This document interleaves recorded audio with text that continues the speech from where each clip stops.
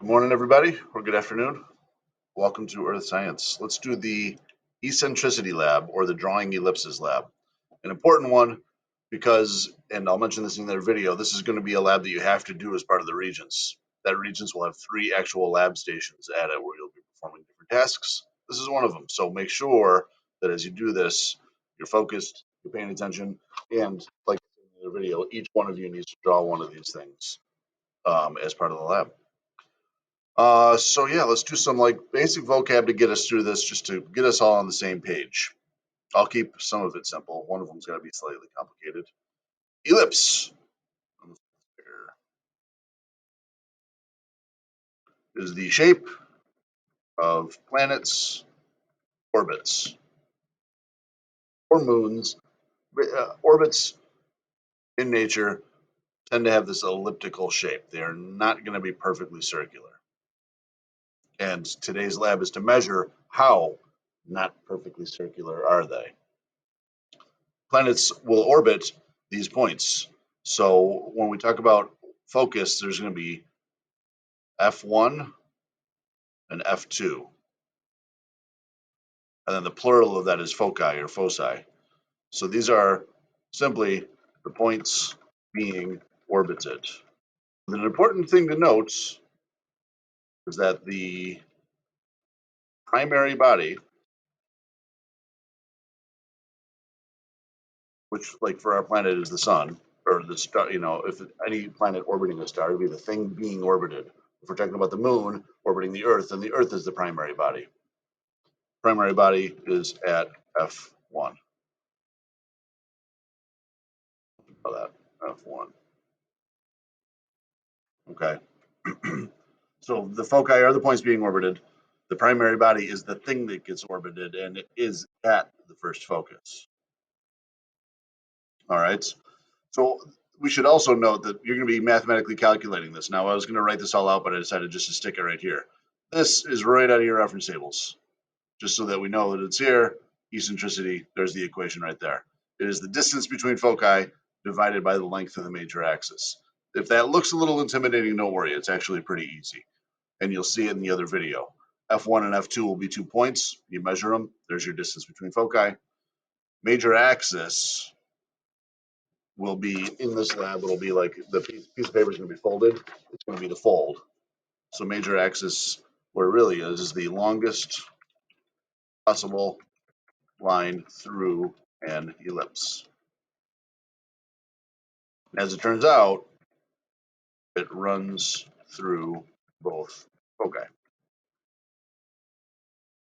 Now, again, if it's getting intimidating and this vocab is scary to me, don't worry. When you do the lab, you're going to see that it's pretty easy. You're going to fold the paper, you're going to have little push pins, and it's all going to take care of itself. Nothing to panic about. Okay?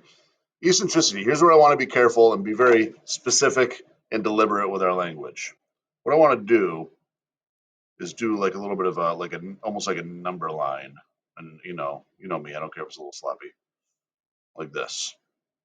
So our values for eccentricity mathematically can only be in this range. They can go from 0 to 1. That's it.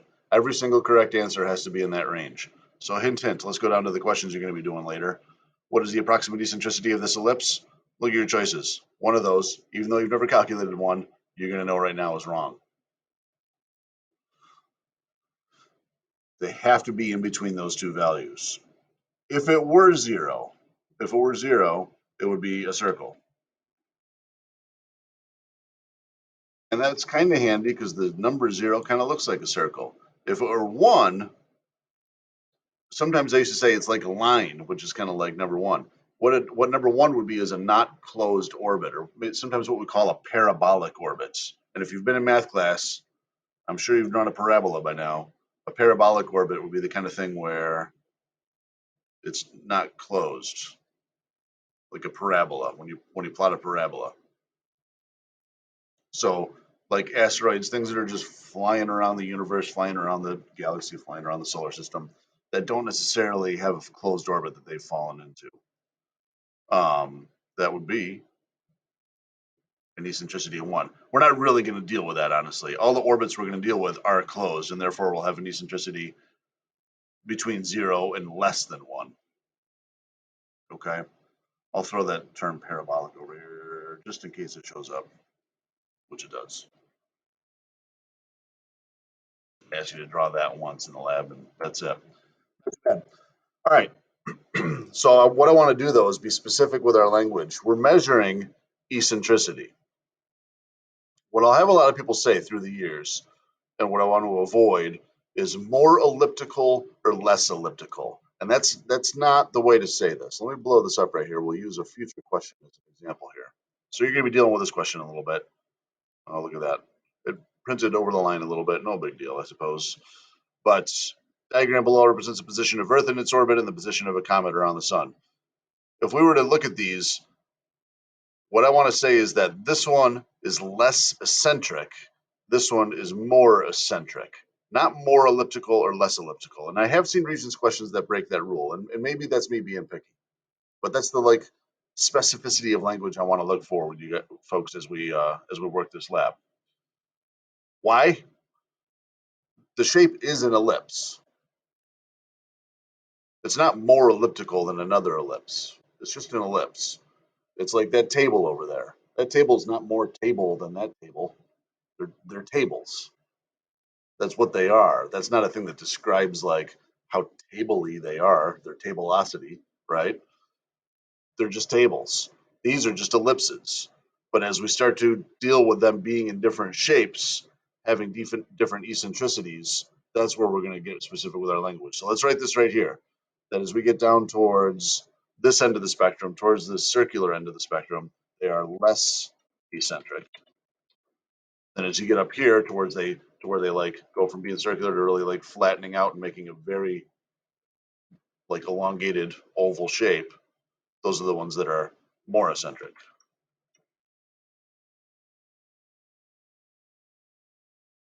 And maybe you've heard this term eccentric like outside of science, like an eccentric person, kind of a off the beaten path, slightly left of center kind of person. Somebody that's got some quirks.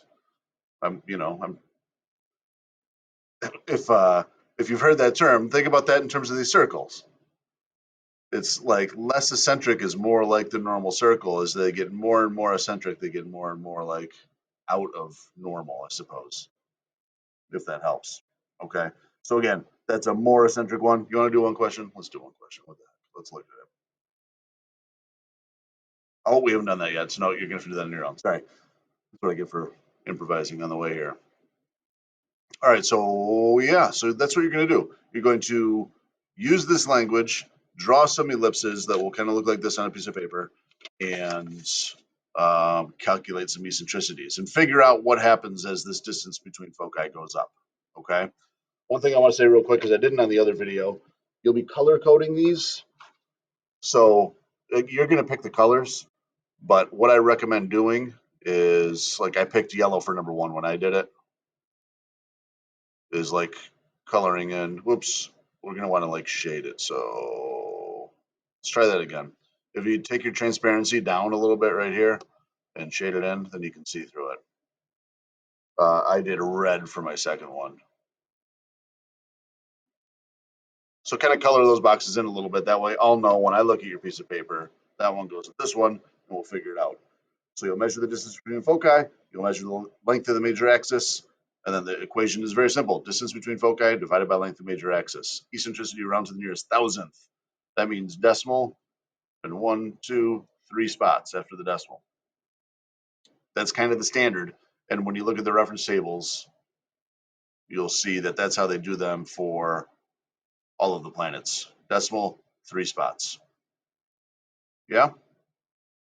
All right, what else? I think you guys can nail the rest of this. The one other thing I wanted to mention is that I know you're doing this on a computer, and that this question is going to be a bit of a pain because it asks you to calculate the eccentricity. So I was tempted to take it out, but I left it because it might raise one cool point. And that is, hey, Mr. F, what if I do my lab like this on 125% Zoom, and my partner does it like this on 200%? We should get different answers, right? Or what if I go home and I have a giant monitor and a ruler? You need a ruler. What's going to happen?